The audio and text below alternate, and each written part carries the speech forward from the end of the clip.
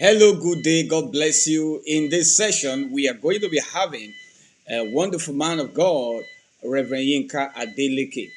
Reverend Yinka Adeleke is the lead pastor at Vantage Center with a strong mandate to disclose the truth of God's word without the limitations of religion.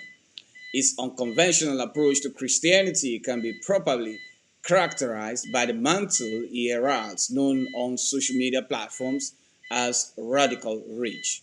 As a prophet and a teacher, he has a strong passion to see the body of Christ become prominent in all affairs of life, with a particular focus on marriage and relationships. Can we receive the ministry of Reverend Yinka Adeleke?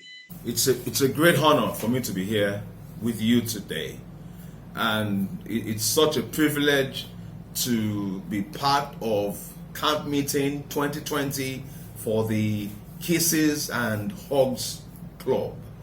And I want to throw a special salute to the shepherds of the house in the person of Pastor Dunamis and Pastor Sophia.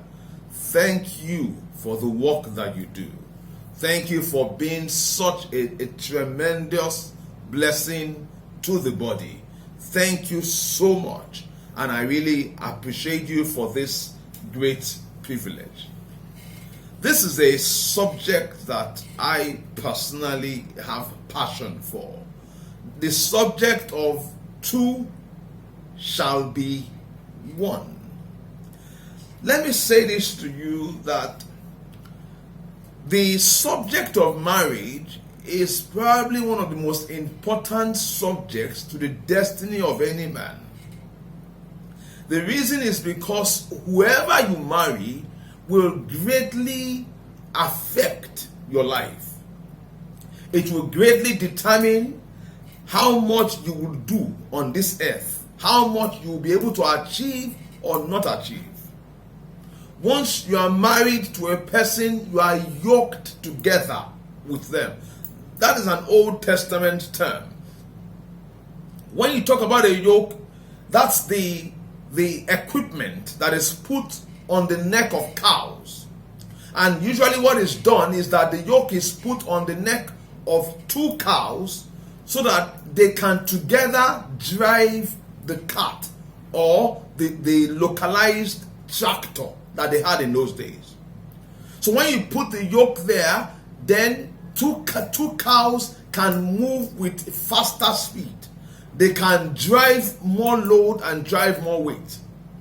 But if you are yoked together with somebody that does not want to move when you want to move, or somebody that when you want to go forward will rather pull you backward, or somebody that is not adding or contributing to your life, then you will not be able to go very far. But that is not going to be our portion. That is not our portion. The Lord has better things concerning us, better things in mind for us. And I want to drive the thought today to both the married and the singles. I will be talking to the benefit of both the married and the single.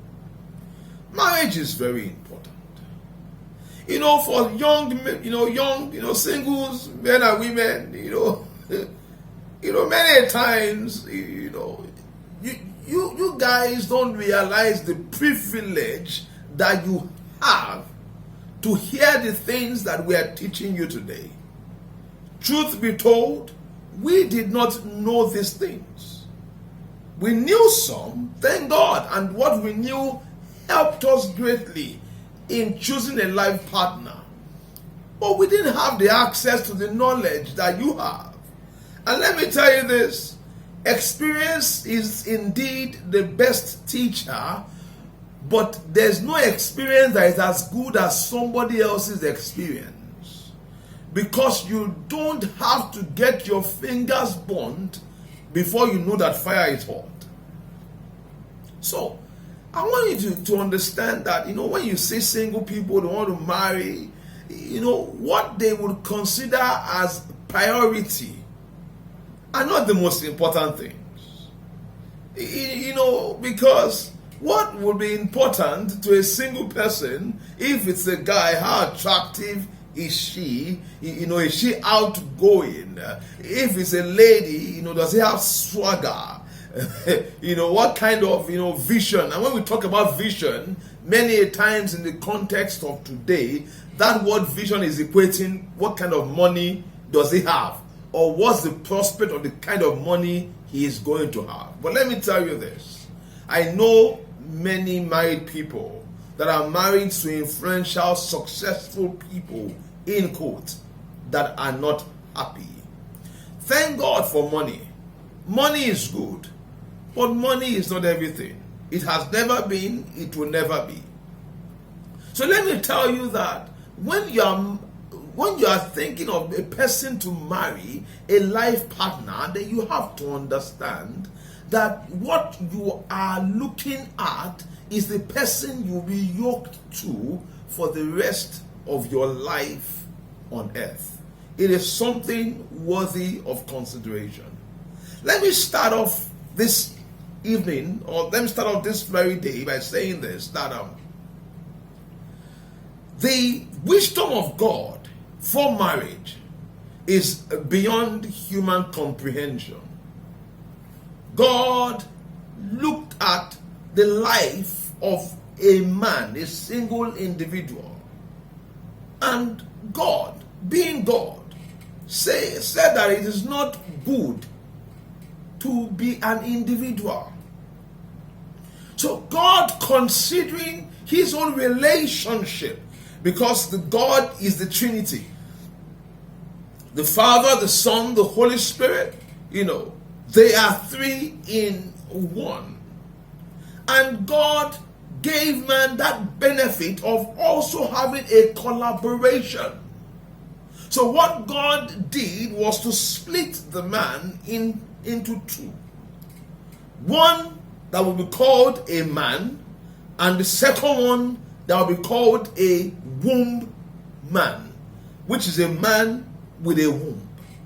So that at the union of marriage, at the coming together of two, they will be able to fit back perfectly into one. Once again, this is the plan, the intention, and the wisdom of God. But let me now begin to break it down where this wisdom of God applies. You see, first and foremost, you would notice it says two will become one. That is the wisdom of the arithmetics of God. Two will become one, which is in effect that a whole one and another whole one will come together to form one. So in the arithmetics of God, 1 plus 1 is equals to 1. So if 1 plus 1 is equals to 1, what will half plus half be equal to? Half. That is why it is imperative to know that marriage is not for the purpose of completing you. It's for the purpose of complementing you. Marriage will not make you whole if you are already broken. Wholeness is something that we attend to as individuals, something we attend to and we attain to as individuals. It is a personal journey for you as a person to make sure that you are whole. And when we say that you are whole, we're talking about you having a good, healthy self-image. Marriage will not make you happy if you are not already happy. I love the way that John Maxwell talked about this. He said in a conference, after he had done beautifully well, speaking, it was question and answer time. And then as people were asking him question, one man now got up and said, this question is not to you, John Maxwell. It's to your wife. And then, of course, the wife had to give the man her attention. And then the man asked her, he said, does John make you happy? Now let me tell you, as a man of God, that is a very tough question for anybody to ask your wife on any given day. Because after you have preached and you have said it all, and then somebody now ask your wife, this man that is talking and his mouth is sweet like this, does John make you happy? He said at that moment his heart stopped beating. And then the wife, said, no, John doesn't make me happy. Of course, he almost passed out. Then the wife now said, I make myself happy. She said, I discovered long ago that happiness is a personal responsibility. And if I don't make myself happy, nobody can make me happy. Let me tell you this, even God cannot make you happy. Understand that it is not, the purpose of marriage is not to mend your brokenness. No. There is a balm in Gilead. We that have had the privilege of receiving Christ, we have access. In this personal journey of life, we can develop ourselves and find confidence, not in another person, but in God and His assignment for us. So, when you want to marry, you are a whole person looking for another whole person. Not looking for somebody who will solve a problem, as it were, that is for you to handle. I always tell people, if you want to marry for security, what you need is not marriage. What you need is a security guard. You understand? If you want to marry for money, what you need is not marriage. What you need is a job. You understand? And let me say this to you. If there is a lost problem, marriage will not solve it. Yes, marriage will satisfy the desire, the thirst for sex. It will actually, when I say satisfy, let me say it like this. Marriage was provided by God to meet the need or the appetite that God put in man to procreate and to be connected. Marriage is an avenue for us to meet that need. But if you do not find the place of wholeness in yourself and in the Lord, if there's a lost problem, marriage will not solve that problem. So it is 1 + 1 that equals 1. This is the mathematics of God. And he now said that 2 shall become 1. Now let's take it a step deeper today. You see, because if 1 + 1 come together, there will be a problem. And I will explain.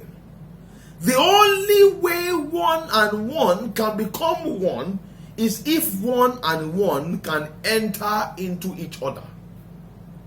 That is when they will become 1. Because if they are still like this, they are still 2. It lets you understand 2 important things immediately. First and foremost, once you are making the decision, the choice to get married, you must understand that some certain things will have to die in you. That's not a bad thing. That actually is a good thing. For one, selfishness will have to die. As human beings, we are self-aware.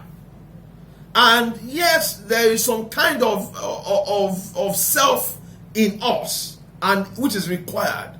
But when you marry, for you to make it work, you cannot be thinking of yourself alone in the picture, because now 2 have become 1. Listen, marriage will change you.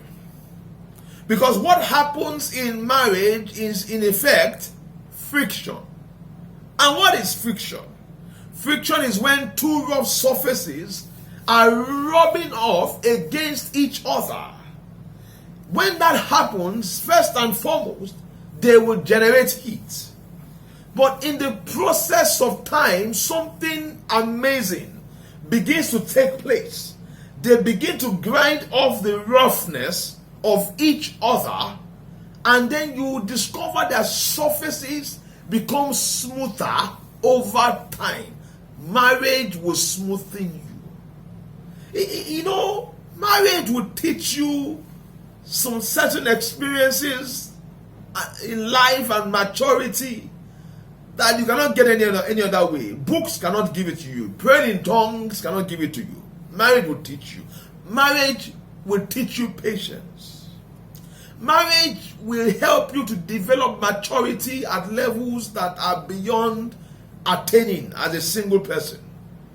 Marriage will help you to be able to understand the other person better, because in marriage it is imperative that you know how to listen more than you know how to talk.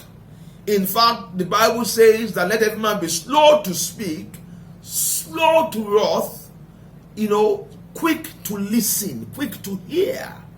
Because one of the things that one will learn in marriage is that when you first of all marry, in those early days of marriage, when you and your spouse are having a disagreement, you listen to answer back rather than listen to understand. You are listening as the person is talking so you can be gathering your ammunition so that you can fire back. And also so you can know where to target the enemy. No, that is not your enemy. Neither is that your opponent. That is your partner. You cannot turn against them. The Bible says that no man yet hated his body or himself. You cannot turn against them. That's not your opponent. You are meant to listen to understand. Now, the first thing is not who is right and who is wrong.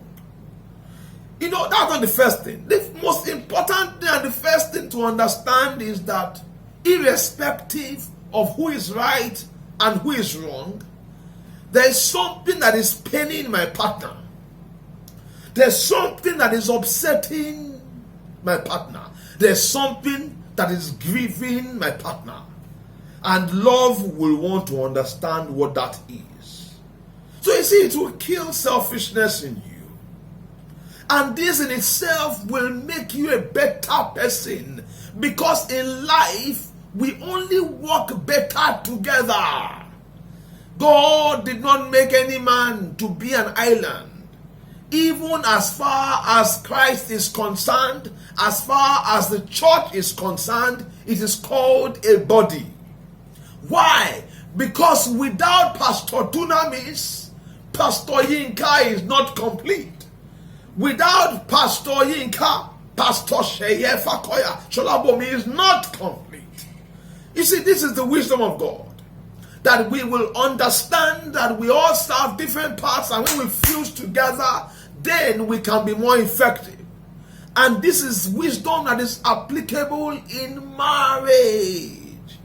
When people talk about compatibility, I have come to realize over time that what they talk about or what they mean is not what it is.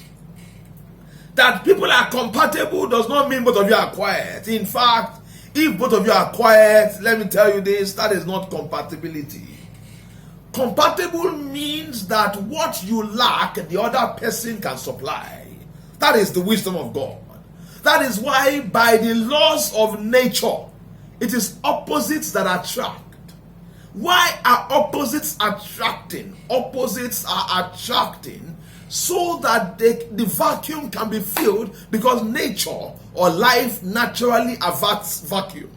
So life will pull you in the direction or pull somebody in your direction that will complement, that will fill the missing parts of your life.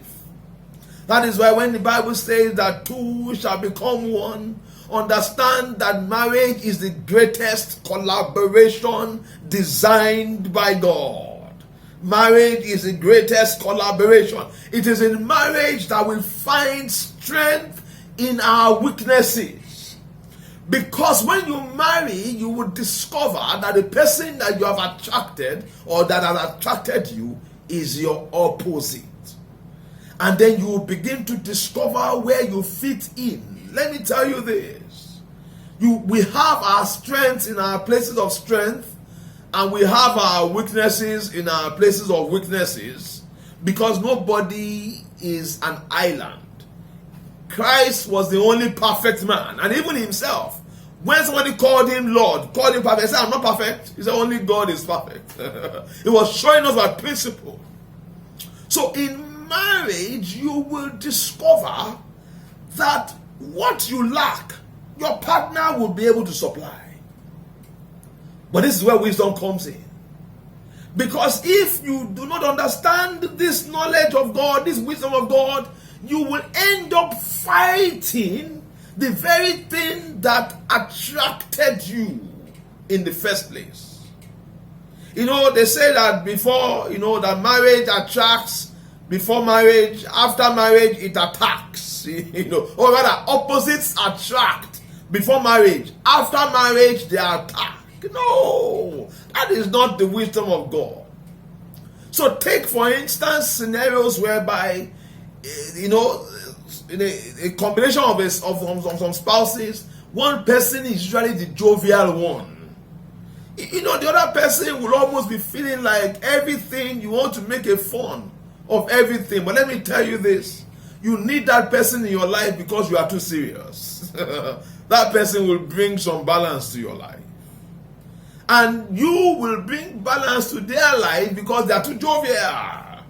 If there are two jovial people that they married, you will have a comedy in the house. If there are two serious people that marry, you will have a military concentration camp in your house. You'll be waking your children with whistle, like Sound of Music, the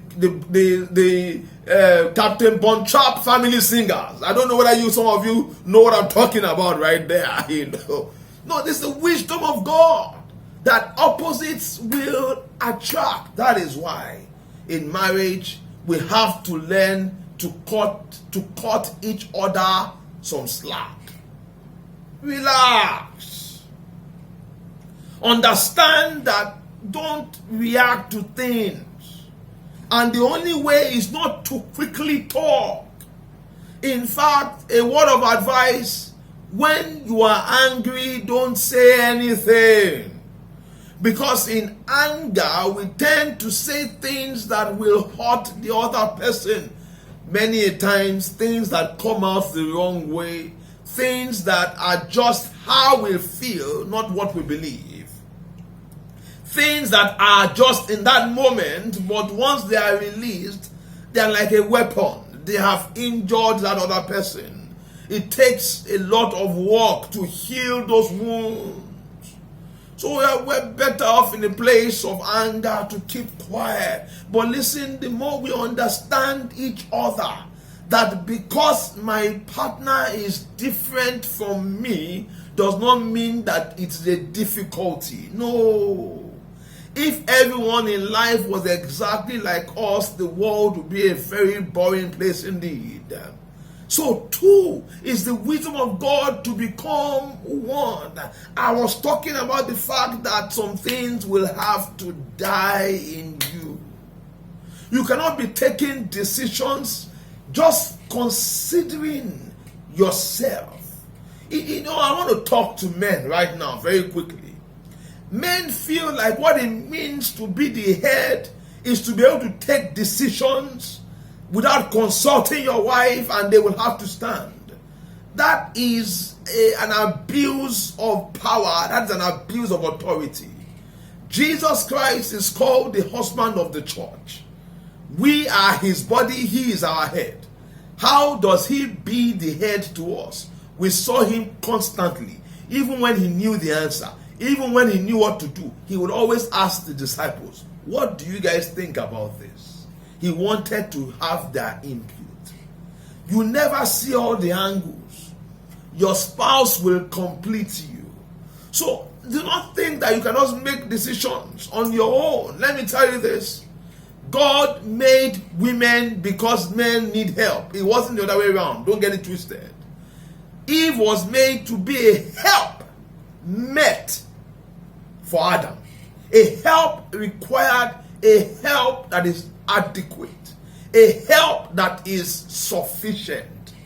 Your spouse, your wife is your helper. That is why a good man knows how to allow his wife to fill the roles in his life. Understand, women as well, that the man might be the head, he might have really the final say and have the position of authority, but you have the position of influence. And let me tell you this, if you know how to use influence very well, influence is a very powerful tool. In fact, the person that controls the influence, that has the influence, controls the person that has the authority.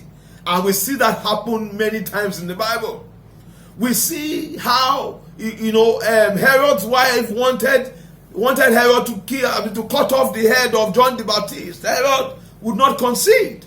But in the place of influence, he did not have a choice but to concede. It was through influence that Esther played such a dynamic role in the Bible that even though she was not the king, she didn't have to be. She just needed to be the queen that had favor in the sight of the king.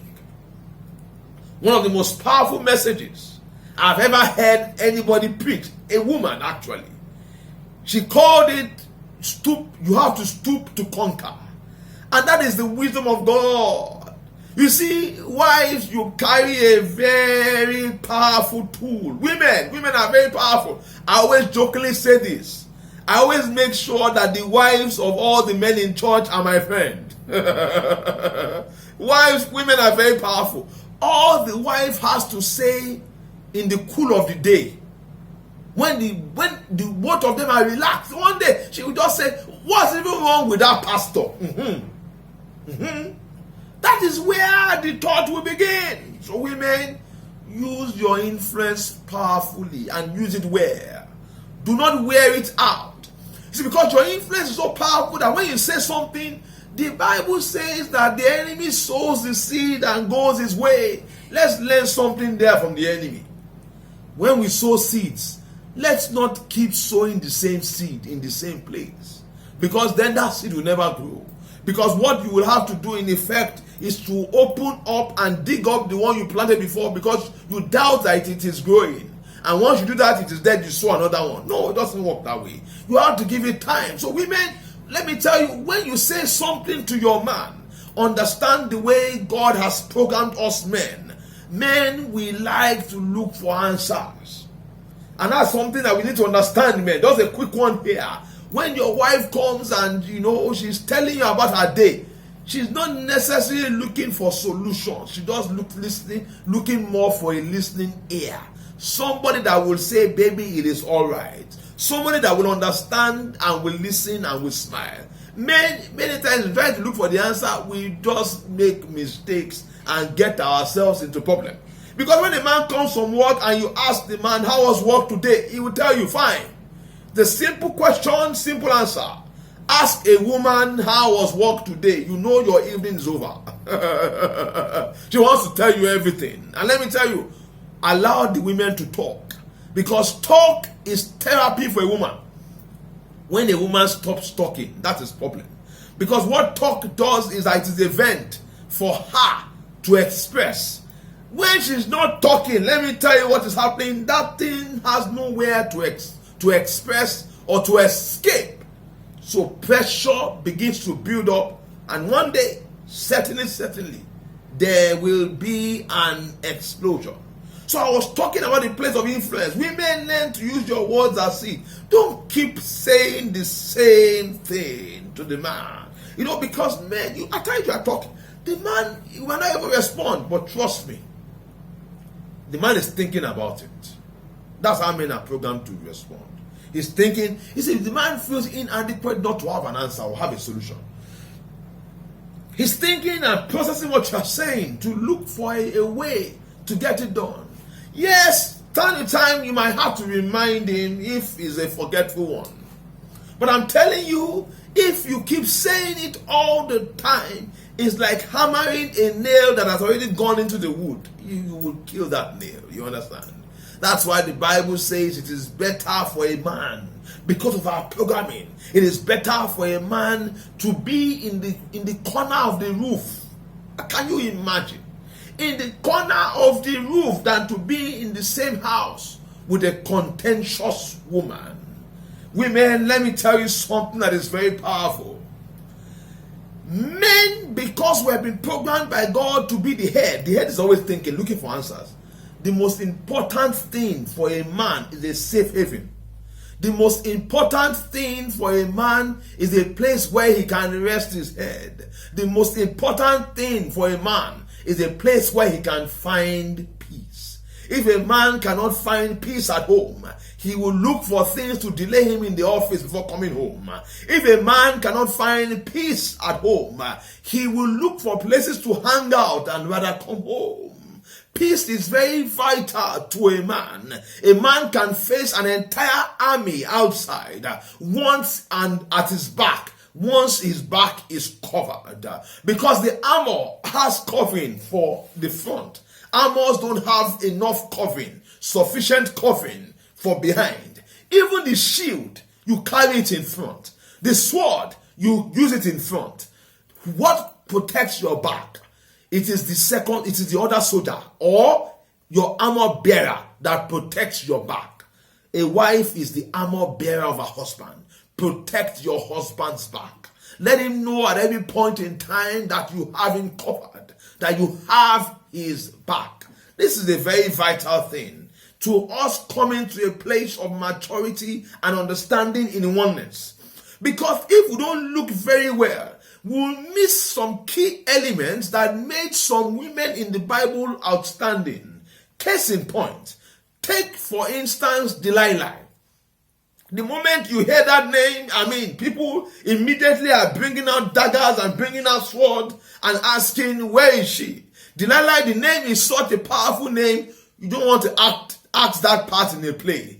People might be looking at you with one eye for the rest of your life. That lady that acted Delilah. She might be the perfect person that they were able to use to cast that role. But people keep looking with that eye. That's Delilah. No.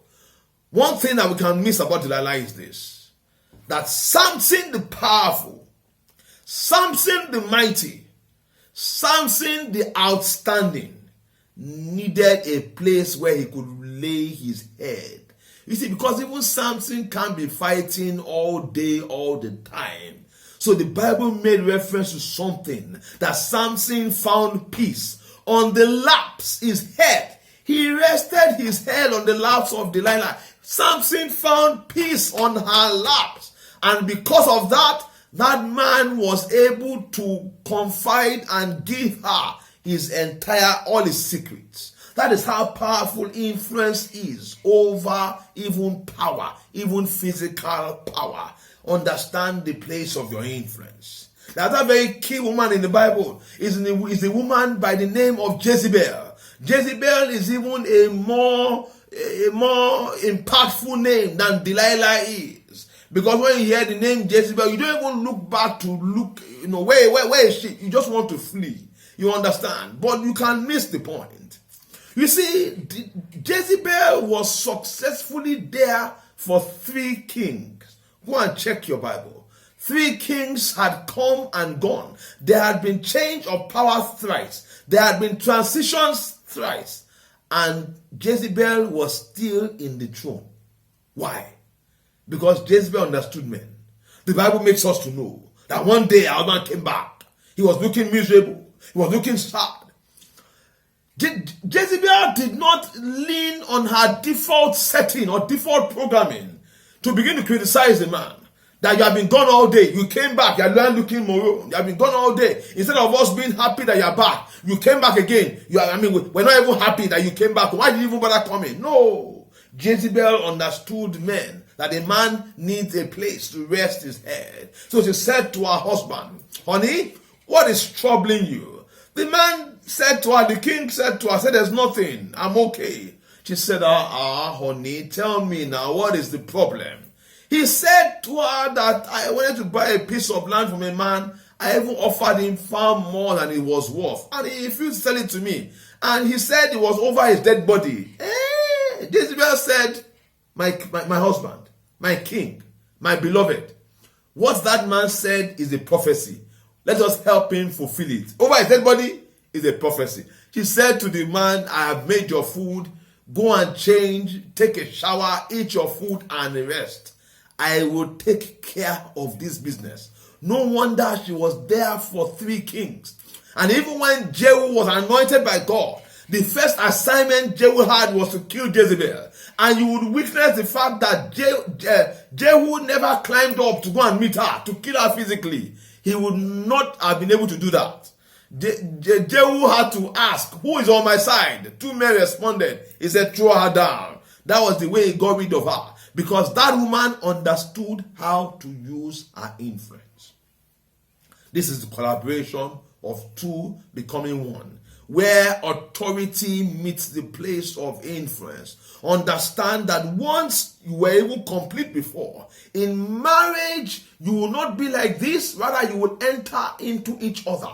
And is that not how God has designed the sex organs of both the man and the woman? I always like to say that men have an extrusion, women have an intrusion. Pardon my English. Meaning that one will key into the other, or one will fit into the other. So the one that goes out requires a one that goes in, just like a key and a padlock. So that once they connect, 2 become 1. So understand your spouse. Understand them. If you are single, the person you want to marry, allow them to be different. Allow them to be them. Understand that it is in the place of collaboration that we find our strength. Understand that it is in the place of 2 becoming 1 that we find our strength. Let me now tell you on this very important day, that in the wisdom of God, a house that is divided against itself cannot stand. Many times people want to know, Pastor, for people that are married, did I marry right? Did I marry wrong? And, may God help you that you don't fall into the hand of fake or false prophets. That they always find the opponent in your spouse. They will always say that it is your spouse that is doing you. If it's not your spouse, it's your mother. If it's not your mother, it's her sister. I don't know whether you understand what I'm saying. But listen, nobody needs to do you. Human beings, we are our greatest enemy. The greatest enemy is the enemy in and me, inside of me. You want to know your greatest challenge? When you look in the mirror. So Paul understood this and he said, I don't box the air. I don't allow people to send me on a wild goose chase and begin to pinpoint enemies that are not really the enemies. He said, I beat my body under. Understand, we are our greatest challenge. You see, in the place of collaboration, 2 have become 1, and anytime you are not in sync with your spouse, you are opening a channel for the enemy to afflict you. The Bible says that he that breaks an egg, a serpent will bite. Yes, you will have conflicts in marriage. It is normal for human beings to have disagreements, but you must learn how to disagree without being disagreeable. We must come to a place where you can say, this is how you say it, this is how I say it, and then smile right afterwards. Understand that even when there's an issue, tackle the issue. Don't tackle your spouse. Your spouse is never the issue, because it is both of you as one against that issue. And when we have that mindset, there is no issue that cannot be resolved. In the wisdom of God, God knows that it is human to get angry. People at times try and say things that are not possible. People say things like forgive and forget. I have never known anyone that forgot. Yes, it is true. In the process of building ourselves in the Lord, we get to a places where we forgive so much, eventually we forget. But let me tell you something that is more important than forgetting. It is love. It's when you can look at that person and no longer feel the hurt or the need to get back at them. That is when you have truly forgiven. And let me tell you, once you are forgiving, you don't need to forget. Whether you remember or you forget, it doesn't make a difference. But like I said, when you perfect forgiving, forgetting will take place. But do not chase after forgetting. Because human beings, we have a memory so that we can remember. What is important is being able to remember without having to revisit the pain or the agony that situation cost you. The devil will try and set you against your spouse, because once two can come against each other, there is disunity. That is a Tower of Babel all over again. There is discommunication. Once you have that, there will be challenges. That is why God, in his wisdom, he gave us counsel in the book of Peter. He said, husbands, deal with your wives according to knowledge, considering her as the weaker vessel, lest your prayers be hindered. Because as a man, once you are in disagreement with your wife, once there is grievance between the two of you, then you are greater than a double-minded man, because God sees you as one. And in that moment, you are against yourself. And the Bible says, let not that man think he shall receive anything from the Lord. That's why he said, deal with her according to knowledge. Notice he said knowledge, not wisdom. What knowledge? Considering her as the weaker vessel, lest your prayers be hindered. I always tell men, the place of maturity in two becoming one, you have to take your wife like your sister. You know, how do you take your sister? When your sister does something that upsets you, many times you just look at her and say, my sister, oh, it's okay. You understand? That is the place of knowledge. As the weaker vessel, understand that you are stronger in your resolve as a man. You are stronger in your decision making as a man. These are stereotypes, but these are the stereotypes or the norms of truth. But use not your strength as a weapon against her. Rather, use it as a defense for her. Be her shelter. Be her rock. Be the person she can lean on, and she will not feel like she can fall. But it doesn't end there alone. The Bible now speaks to the women in 1 Corinthians 7, I believe.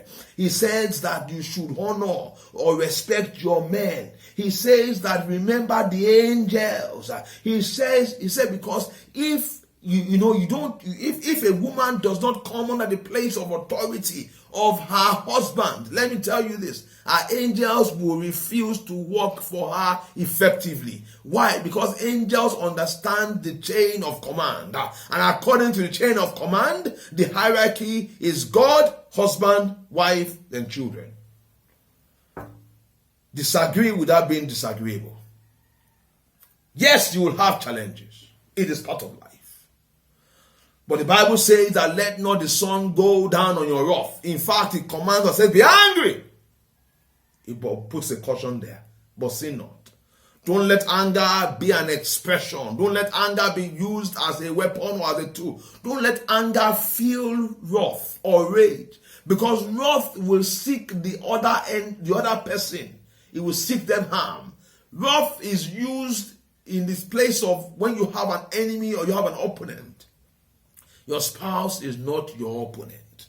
That is why no matter what they do, you must choose. That is the maturity of love. It's when we choose to love. Understand that love is a decision. You don't love your spouse because they deserve it. You love your spouse because you decide it. Love is a decision. You decide to love. This is the knowledge and the wisdom that Nollywood or Hollywood does not have. No, we decide to love. It's a commitment. And we saw how Christ loved the church by choosing to love us. Not because we were good, but because he chose to. That is why singles, if you want to marry a person, think beyond the wedding day. You know, people make so much of a big deal about the wedding day. And I don't have a problem with that. Enjoy your wedding day, but not at the detrimental of your marriage. Do not put your wedding before your marriage, because wedding is a day. It will come, it will go. At the end of that day, when it has gone, marriage will start. And marriage will continue till death do you part. That is why it is important. When you want to marry a person, look into the future. How do we work this together? Do you feel beyond the sense of attraction? Does this person complement you?